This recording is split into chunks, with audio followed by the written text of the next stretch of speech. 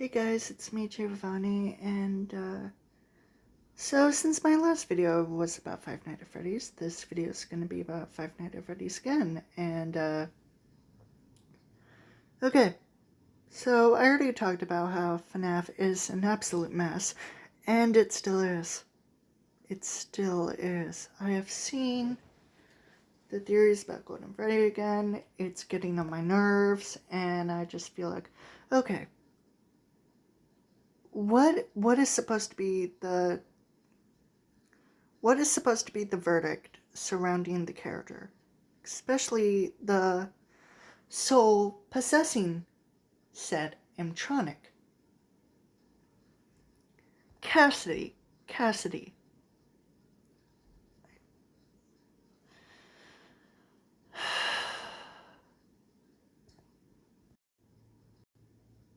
This is my version of what Cassidy would look like. Specifically, when she was a child. When she was killed. Black hair, pigtails, in a blue dress. That's all I need to say. She would look nice. She would look simple. Just a typical cute little girl, probably around like 7 to 11 years old. 7, 11. I hate myself. Okay. There have been many theories surrounding Golden Freddy, especially the Golden Duo involving her and the Crying Child. And the Crying Child with the Shatter victim theory, where there has been multiple versions of that same theory, similar to some other theories like Midnight Murders, for example. It has been getting so irritating at this point because I just feel like, oh my god, just leave Golden Freddy alone, and by extension, Cassidy. I love Cassidy. She's my favorite. She's one of my favorite characters, and even though she has never been officially stated in the games, aside from the survival logbook, Ultimate Custom Night, and the Fourth Closet description, and maybe even Vesper Frights involving like Andrew, for example.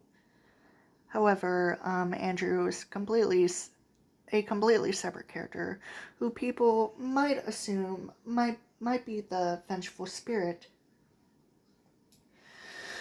The vengeful spirit, which I can honestly agree with, but at the same time, since people mostly say that Cassidy is the vengeful spirit, maybe the vengeful spirit that is supposedly a boy is just some random character who is also named Cassidy.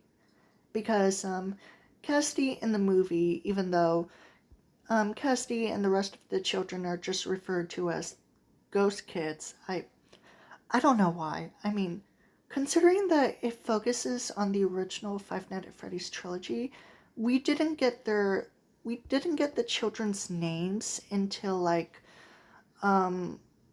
the books and FNAF 6 as well.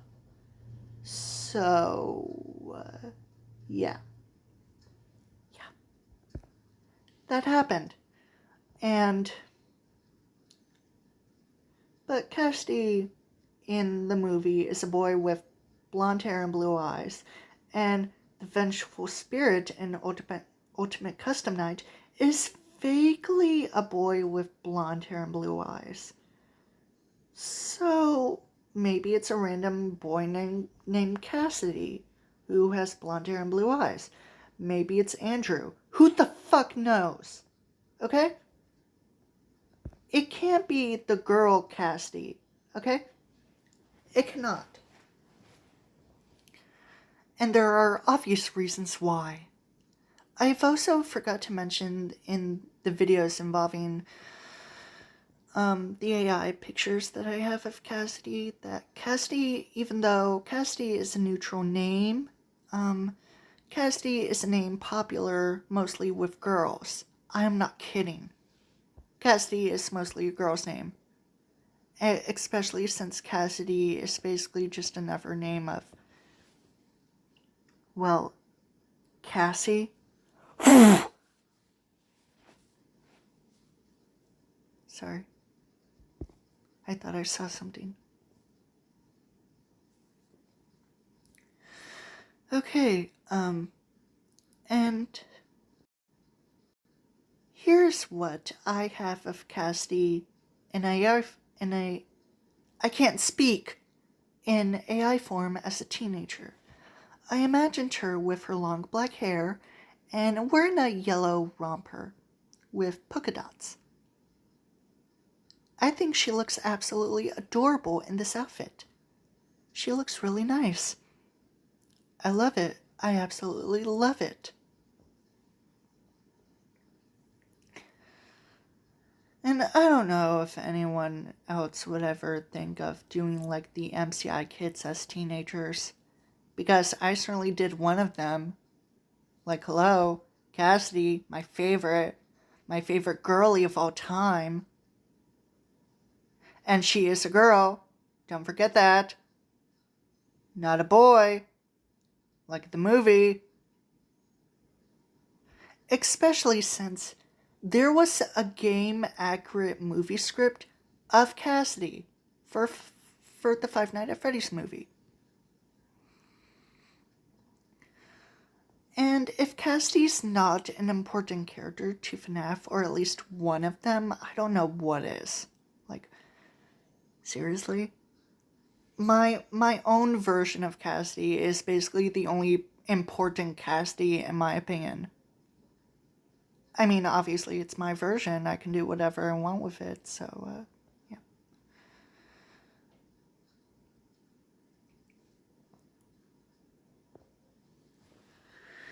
So, I thought to myself, is the crying child in Golden Freddy? No, not really, because I'm pretty sure I have obviously said this 1,000 times, and I'm gonna say it again. There is no way in the ghetto fuck that William would murder his own children. No, I am serious. There's no way in hell that he would murder his own children. Sure.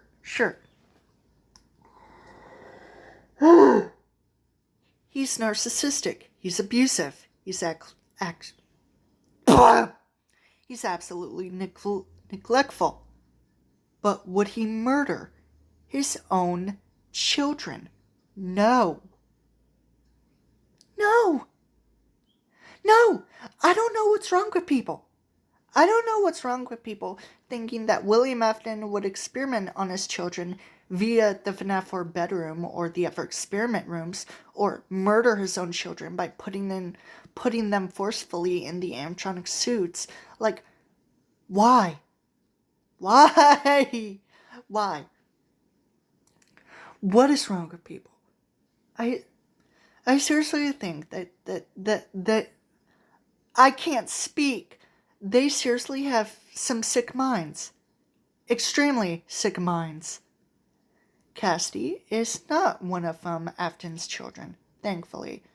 Or at least in a version of the character involving the pirate boy, where William Afton is a cannibal. Or at least a demon-possessed cannibal, I believe.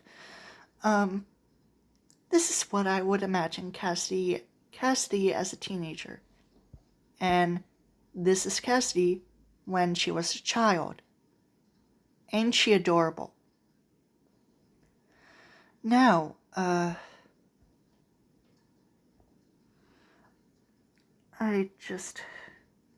Okay, I have already said this in the last video. The FNAF books aren't canon. The only,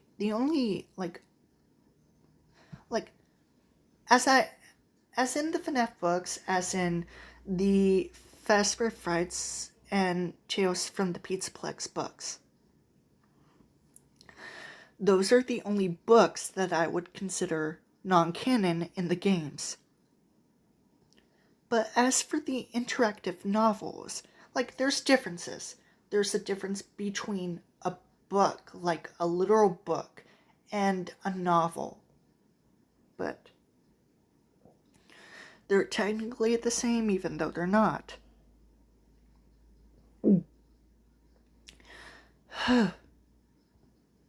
Okay. Are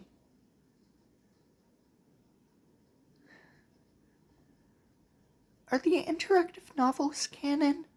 Especially since Return to the Pit is canon to its own game, to the Into the Pit game adaptation of the Fazbear Fright story.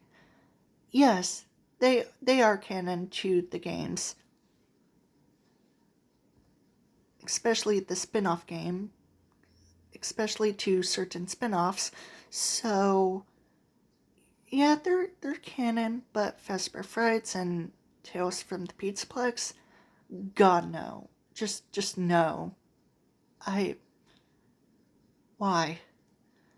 Why do people even assume that they're canon?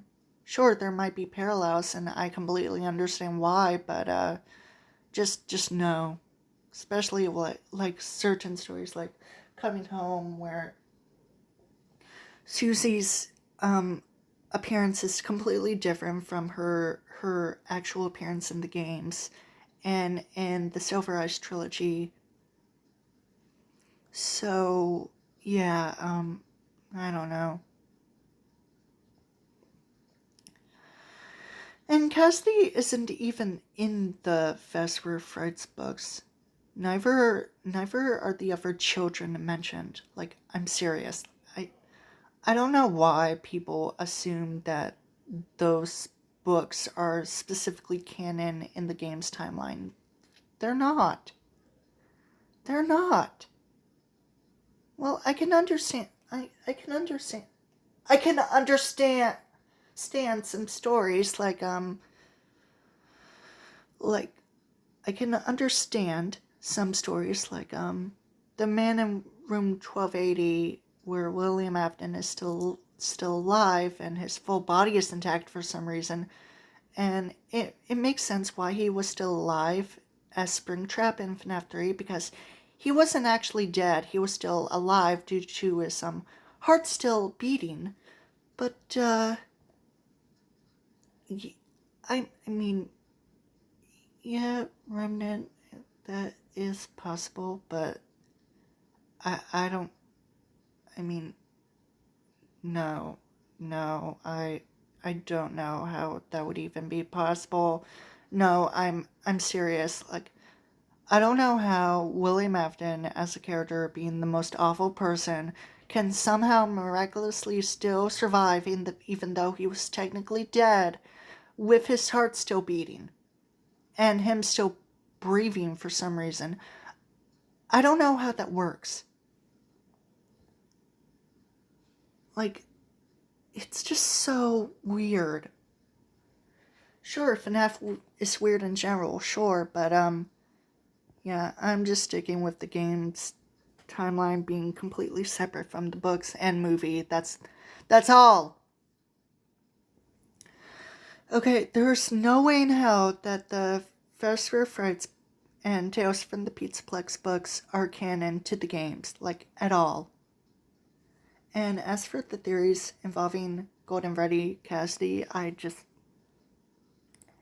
can't be bothered with it anymore. I can't. I hate it so much. Okay, I hope you enjoyed this video. Don't forget, if you didn't like this video, that's totally fine. Stay safe, stay at home, stay away from protests, segregated areas. Don't forget to smile. Bye.